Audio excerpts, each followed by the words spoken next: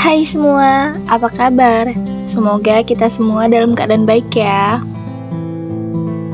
Perkenalkan, kami dari kelompok 4 yang beranggotakan Aldiman Pasaribu, Marta Roto Purba, Restina Purba, dan saya sendiri, Fania Regina Putri. Kali ini kami akan membahas mengenai desain dan struktur organisasi.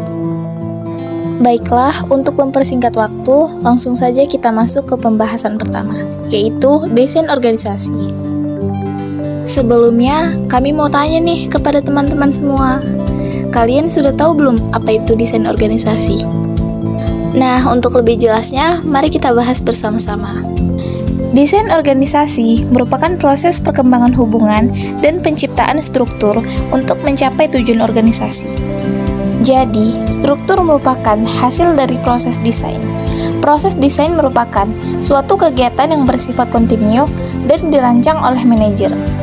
Apapun bentuk atau hasil dari proses desain tersebut, para perancang desain organisasi harus merancang sebuah organisasi yang dapat membuat organisasi tersebut tetap bertahan hidup. Selain itu, pemilihan desain organisasi tersebut akan menentukan besar kecilnya organisasi. Setiap ukuran organisasi akan memberikan keuntungan masing-masing, namun diharapkan tercapainya tujuan organisasi dan juga ekstensi dari organisasi. Selanjutnya yaitu unsur-unsur desain organisasi. Terdapat 6 unsur-unsur desain organisasi. Yang pertama yaitu spesialisasi kerja, yaitu membagi kegiatan pekerjaan dalam tugas-tugas yang terpisah. Hal ini disebut juga dengan pembagian kerja. Yang kedua, rantai komando hierarki. Rantai komando hierarki merupakan wewenang yang tidak terputus yang membentang dari tingkat atas sampai tingkat paling bawah dalam suatu organisasi dan menjelaskan siapa yang melapor kepada siapa.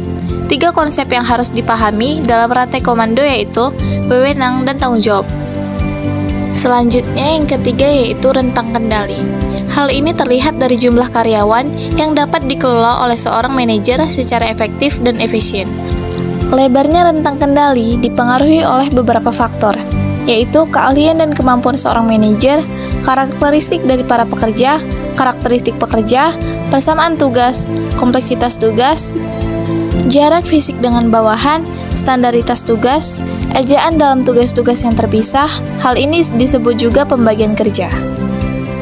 Yang keempat yaitu formalisasi. Formalisasi adalah tingkat di mana pekerjaan dalam organisasi distandarisasi dan kadar di mana perilaku diarahkan oleh peraturan dan prosedur. Selanjutnya yang kelima yaitu desentralisasi dan sentralisasi, di mana sentralisasi merupakan pengambilan keputusan terpusat pada satu titik dalam organisasi, sedangkan desentralisasi merupakan pengambilan keputusan di mana karyawan tingkat bawah dapat memberi masukan dalam pengambilan keputusan. Dan unsur desain organisasi yang terakhir yaitu departementalisasi dasar. Departementalisasi dasar digunakan untuk mengelompokkan pekerjaan dalam satu grup atau satu kelompok. Baik, selanjutnya saya akan menjelaskan materi mengenai model desain organisasi. Sebelumnya, kalian sudah pernah dengar nggak apa itu model desain organisasi?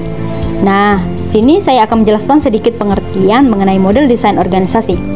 Model desain organisasi atau struktur organisasi adalah mekanisme-mekanisme formal pengelolaan suatu organisasi yang menunjukkan kerangka dan susunan perwujudan pola tetap, hubungan-hubungan di antara fungsi-fungsi, bagian-bagian atau posisi-posisi maupun orang-orang yang menunjukkan kedudukan, tugas wewenang dan tanggung jawab yang berbeda-beda dalam suatu organisasi.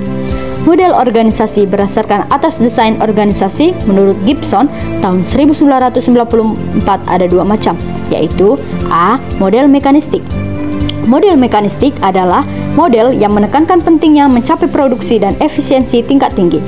Henry Fayol mengajukan sejumlah prinsip yang berkaitan dengan fungsi pimpinan untuk mengorganisasi dan 4 diantaranya berhubungan dengan pemahaman model mekanistik, yaitu 1.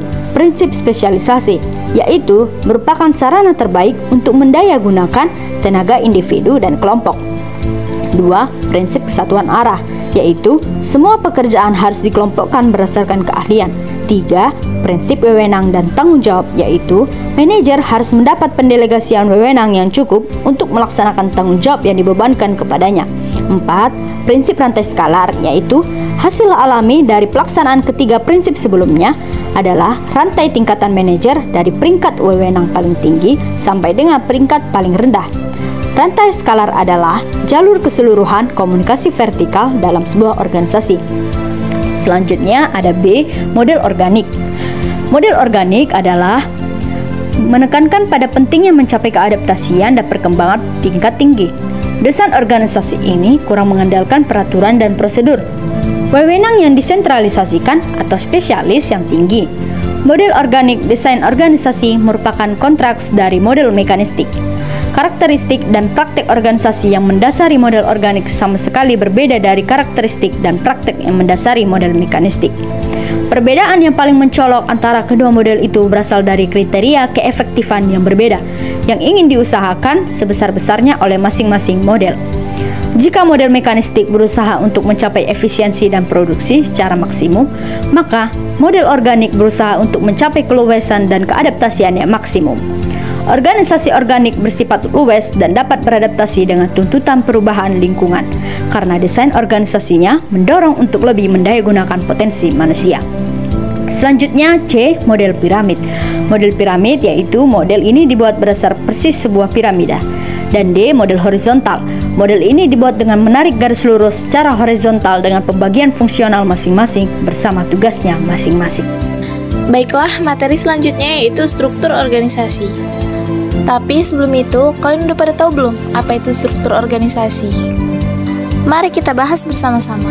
Pada dasarnya, struktur adalah cara sesuatu disusun atau dibangun, sedangkan organisasi adalah suatu wadah berkumpulnya minimal 2 orang untuk mencapai suatu tujuan. Sehingga, struktur organisasi adalah suatu susunan dan hubungan antara tiap bagian, baik secara posisi maupun tugas yang ada pada perusahaan dalam menjalin kegiatan operasional untuk mencapai tujuan. Struktur organisasi adalah bagaimana tugas pekerjaan dibagi, dikelompokkan, dan dikoordinasi secara formal, dan lebih lanjut dapat pula dikatakan bahwa organization structure defines how tasks are to be allocated, who reports to whom, and the formal coordination mechanism and interaction patterns that we will follow. Namun demikian, perlu diberikan batasan yang dimaksud dengan struktur. Struktur adalah pola interaksi yang ditetapkan dalam suatu organisasi dan yang mengordinasikan teknologi dan manusia dalam organisasi. Dan selanjutnya yaitu dasar-dasar struktur organisasi. Ada 6 unsur yang harus diperhatikan para manajer dalam merancang struktur organisasi. Yang pertama, spesialisasi kerja. Seluruh pekerjaan yang ada di organisasi dipilah-pilah menjadi sejumlah langkah, dengan tiap langkah diselesaikan oleh seorang individu yang berlainan. Yang mana pada hakikatnya spesialisasi kerja adalah bahwa daripada seluruh pekerjaan dilakukan oleh satu individu, lebih baik setiap individu-individu berspesifikasi dalam mengerjakan bagian dari satu kegiatan yang berada di dalam sebuah organisasi, sehingga tujuan akan tercapai lebih efektif. Yang kedua yaitu departementalisasi. Dasar-dasar yang digunakan di dalam pengelompokan pekerjaan disebut departementalisasi. Adapun yang termasuk ke dalam departementalisasi, yang pertama, pengelompokan kegiatan berdasarkan fungsi yang dijalankan. Yang kedua, pengelompokan kegiatan berdasarkan tipe produk yang dihasilkan organisasi itu. Yang ketiga, pengelompokan kegiatan berdasarkan atas dasar geografi atau teori. Dan yang keempat, pengelompokan kegiatan berdasarkan proses. Yang ketiga yaitu rantai komando. Rantai komando adalah garis yang tidak putus dari wewenang yang menjalur dari puncak organisasi ke tingkat terbawah sebuah organisasi, sehingga memperjelas siapa melapor ke siapa. Misalnya, kepada siapakah saya bertanggung jawab. Yang keempat yaitu rentan kendali. Rentan kendali merupakan hal yang penting dalam menentukan struktur organisasi. Karena dalam hal ini, manajer puncak menentukan banyaknya manajer dan tingkatan yang dimiliki sebuah organisasi. Dengan beberapa bawahan manajer dapat mengarahkan anggota secara efektif dan efisien. Hal inilah yang dimaksud dengan rentan kendali atau span of control. Yang kelima yaitu sentralisasi dan desentralisasi. Dalam beberapa organisasi, manajer puncak mengambil semua keputusan dan penanganan setiap permasalahan. Manajer tingkat lebih bawah semata-mata hanya melaksanakan petunjuk manajer puncak saja. Pada keadaan yang lain, ada organisasi di mana pengambilan keputusan ditekan ke bawah ke manajer-manajer yang paling dekat dengan tindakan organisasi. Contoh pertama merupakan organisasi yang bersifat sangat sentralisasi, dan yang kedua desentralisasikan. Dan yang keenam yaitu formalisasi. mengacu sampai tingkat mana pekerjaan dalam organisasi itu dilakukan. Jika suatu pekerjaan dalam sebuah organisasi sangat diformalkan, maka pelaksanaan pekerjaan kurang mendapatkan keluasan untuk dapat mengerjakan sesuatu, kapan dan bagaimana cara seharusnya untuk mengerjakannya. Selanjutnya yaitu bentuk-bentuk dasar dan struktur organisasi. Yang pertama ada organisasi fungsional. Organisasi fungsional adalah bentuk organisasi bisnis yang wewenangnya ditentukan oleh keterkaitan antara fungsi dan aktivitas. Adapun keuntungan dalam organisasi fungsional yaitu spesialisasi di dalam bidang-bidang fungsional dan koordinasi yang lebih baik. Selain memiliki kelebihan, organisasi fungsional juga memiliki kekurangan, antara lain menimbulkan sentralisasi dan menyebabkan akuntabilitas menjadi sulit. Dan adapun contoh bentuk struktur organisasi fungsional diantaranya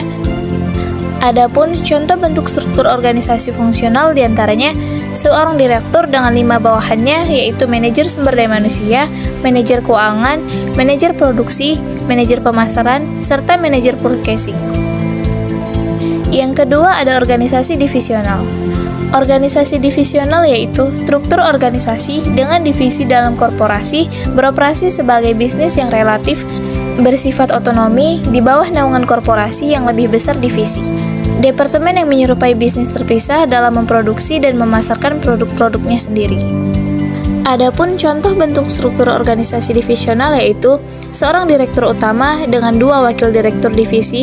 Yang pertama ada wakil direktur divisi komponen, yang kedua ada wakil direktur divisi perangkat. Adapun wakil direktur divisi komponen memiliki 3 bawahan, diantaranya manajer IC, manajer display, serta manajer baterai. Dan di sisi lain ada wakil direktur divisi perangkat dengan 3 bawahannya yaitu manajer smartphone, manajer tablet PC, serta manajer laptop. Selanjutnya yaitu organisasi matriks. Organisasi matriks merupakan struktur organisasi dengan kelompok dibentuk dan anggota kelompok melapor kepada 2 manajer atau lebih. Bahkan organisasi matriks mempunyai keuntungan dan kerugian sebagai berikut.